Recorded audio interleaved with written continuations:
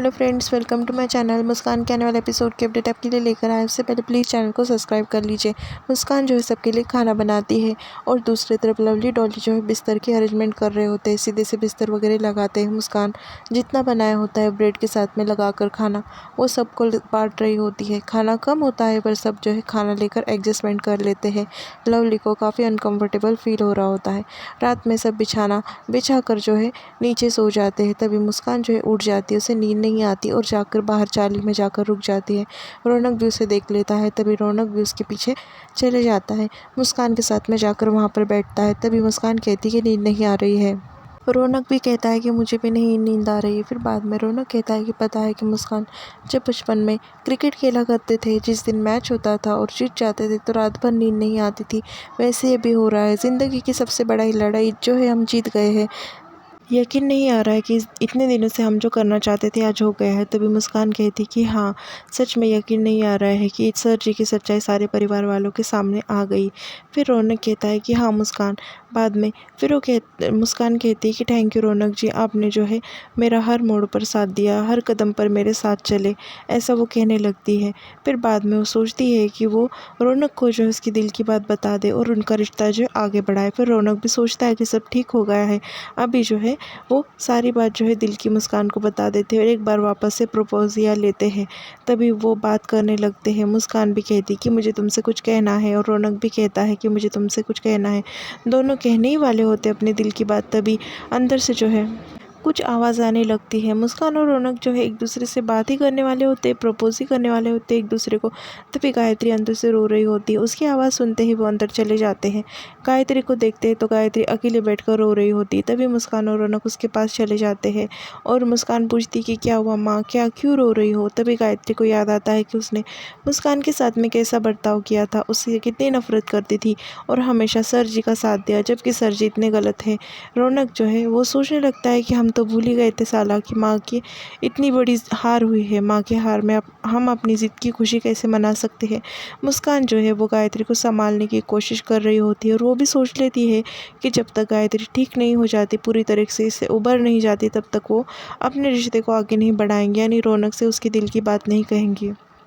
मुस्कान कहती कि क्या हुआ माँ, आप ऐसा क्यों। फिर वो कहती है कि आज मैं कहना चाहती हूँ मुस्कान, मैंने तुमसे इतनी नफ़रत की, क्या कुछ नहीं कहा तुम्हें, फिर भी तुम आज मेरे साथ रही, बार बार तुम्हें करती, मैं तुमसे माफ़ी मांगना चाहती हूँ। तभी मुस्कान कहती कि बिल्कुल चुप माँ, और गले लगा लेती गायत्री को और कहती कि माँ, आप सब कुछ ठीक हो जाएगा माँ, आप शांत हो जाइए। और गायत्री को रौनक और मुस्कान दोनों मिलकर संभालते हैं, उसको रोने नहीं देते, उसको हर तरीके से सपोर्ट करते हैं। वो कहते हैं कि माँ सब कुछ ठीक हो जाएगा। ऐसे कहकर रौनक और मुस्कान जो है गायत्री को संभाल लेते हैं और सब कुछ ठीक करने का वादा करते हैं। वो कहते हैं कि माँ देखना, थोड़ा थोड़ा कर कर ये हमारा घर बन जाएगा और सब कुछ ठीक हो जाएगा। दूसरी तरफ सर जी जो है सो रहे होते हैं। सुबह उठते ही गायत्री को आवाज़ लगाने लगती है, गायत्री जल्दी से आ जाओ, मेरा सर काफ़ी भारी हो गया है। उतने में तारा वहाँ पर आ जाती है और पानी लेकर आती है। तभी सर जी जो है तारा से कहते हैं कि गई नहीं क्या अब तक तुम। तभी वो कहने लगती है कि आपने जाने ही कहा दिया, रात भर आपने जो मुझे पकड़ कर रखा था, देखो मेरी कलाई। और काफ़ी रोमांटिक बातें जो है सर जी से कहने लगती है, शायराना अंदाज में बातें करने लगती है। सर जी भी इसकी बातों में आ जाते हैं, पानी ले लेते हैं और पानी पी लेते हैं। फिर बाद में तारा कहती है कि रात में नशे की हालत में आपने आपके परिवार वालों के बारे में बहुत कुछ बताया मुझे, आपको अकेला छोड़कर चले गए। तभी सर जी जो है थोड़ा उसकी बातों में आ जाते हैं। फिर बाद में तारा कहती कि लो पानी पियो, सब ठीक हो जाएगा।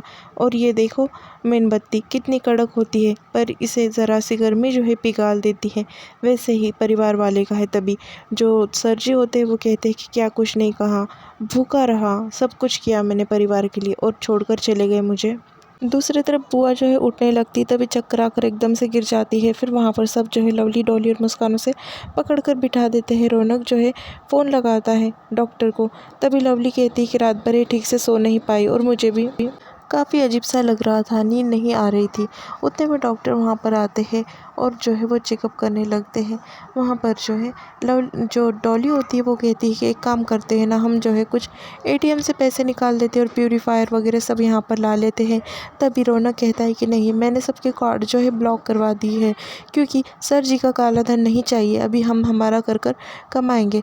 मुस्कान कहती कि फ़िक्र मत करना, वैसे भी हम पानी गर्म कर देंगे सुबह और उबाल कर मटके में भर देंगे, ऐसा मुस्कान कहने लगती है। कुछ लोग जो है खिड़की से सारा नज़ारा देखते हैं।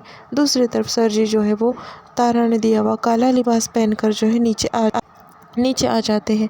तारा कहती कि वाह, आप कितने अच्छे लग रहे हैं, और वापस से शायरी सुना देती है। सर जी जो है एकदम से तारा की बातों में आ जाते हैं। तारा जो है सर जी से कहती है कि क्या कातिलाना अंदाज में लग रहे हैं। उतने में सर जी फ़ोन लगाते हैं और कहते हैं कि मुझे पल पल की खबर चाहिए परिवार वालों के बारे में। दूसरी तरफ घर में सब बैठे होते हैं। तभी कुछ गली के लड़के जो है आते हैं और खिड़की में से देखने लगते हैं। लवली कहती है कि देखो बुआ जी कैसे देख रहे हैं। बंटी कहता है कि अभी मैं उन्हें सबक सिखा कर आता हूँ। तभी गायत्री उठ जाती है और खिड़की बंद कर लेती है और कहती है कि हम नए नए आए हैं ना, किसी के मुंह को यहाँ पर नहीं लगना चाहिए। फिर गायत्री कहती है कि मैं सबके लिए चाय बना कर लाती हूँ। वो जाती है और चाय बनाने लगती है। तभी सर जी की बात उसे याद आती है और इतनी गर्म चाय भी वैसे ही पकड़ लेती है। उसे ख्याल नहीं होता है कि चाय गर्म है। मुस्कान तुरंत गायत्री के पास भागते हुए जाती है और कहती है कि माँ ये क्या कर रही है आप, और उसका हाथ पानी में डाल देती है। फिर जो घर वाले होते हैं वहाँ पर सब बैठे होते हैं। तभी वहाँ पर कुछ लोग आ जाते हैं और पैसे मांगने लगते हैं। वो कहते हैं कि हमने जो डॉक्टर आते हैं, डॉक्टर देखते चेकअप कर लेते हैं। वो कहते हैं कि बीपी काफ़ी हाई है, इनका आराम करने की ज़रूरत है, कुछ मेडिसिन मंगा रहा हो वो जो है मेडिसिन इन्हें टाइम पर दे देना। फिर बाद में कुछ लोग आते हैं और सामान उठा कर लेकर जाने की बात कर रहे होते हैं। वो कहते हैं कि अगर हमारे पैसे अभी नहीं मिले तो हम सामान लेकर चले जाएंगे। रौनक कहते हैं कि ये बात क्या है। तभी वो लोग कहते हैं कि सब ने कहा था कि सर जी के घर से, इसलिए हमने उधारी पर सामान दे दिया, पर आज पता चला है कि सर जी का घर जो है तुमने छोड़ दिया है। उतने में वहाँ पर सर जी आते हैं। सर जी ये सब कुछ करने के लिए बोलते हैं। सर जी वहाँ पर आते हैं और लोगों को बाहर निकाल देते हैं। तभी रौनक कहता है कि तुम्हारी हिम्मत कैसे हुई यहाँ पर आने की, और किसने दिया यहाँ का पता। तभी सर जी कहते हैं कि यहाँ के लोग सब मेरे हैं और ये सब कुछ मेरा ही है शहर, ऐसा सर जी उससे कहने लगते हैं। फिर सर जी जो है वो कहते हैं कि कह दिया ना, देख लिया ना सब कुछ, अब चलो घर पर वापस, ऐसा वो कहने लगते हैं। फिर वो कहते हैं कि एक दिन रह नहीं सकते यहाँ पर।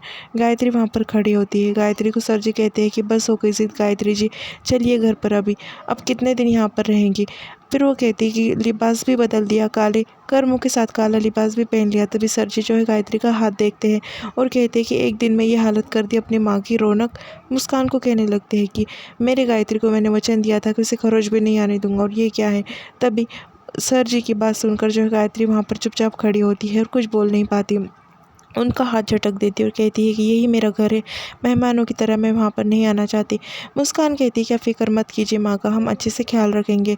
और रौनक कहता है कि आइंदा से यहाँ पर नज़र आए ना तो भूल जाएंगे कि आप हमारे पिता है, ऐसा जो है रौनक गुस्से में आकर कहने लगता है। और सर जी वहाँ से चले जाते हैं। तब वापस वो लोग पैसे मांगने के लिए अंदर आते हैं। तभी वहाँ पर जो है वो आ जाता है हनुमंत, और हनुमंत जो है वो कहता है कि पैसे चाहिए ना, ये लो अपने पैसे और कट लो यहाँ से। फिर हनुमंत को रौनक कहने लगता है कितने पैसे कहाँ पर आए। वो कहता है कि चलो छोड़ो, अब गर्मा गर्मा नाश्ता दो भाभी, ऐसा जो है वो मुस्कान से कहने लगता है। मुस्कान और रौनक एक दूसरे की तरफ देखने लगते और यहाँ पर एपिसोड जो है वो खत्म।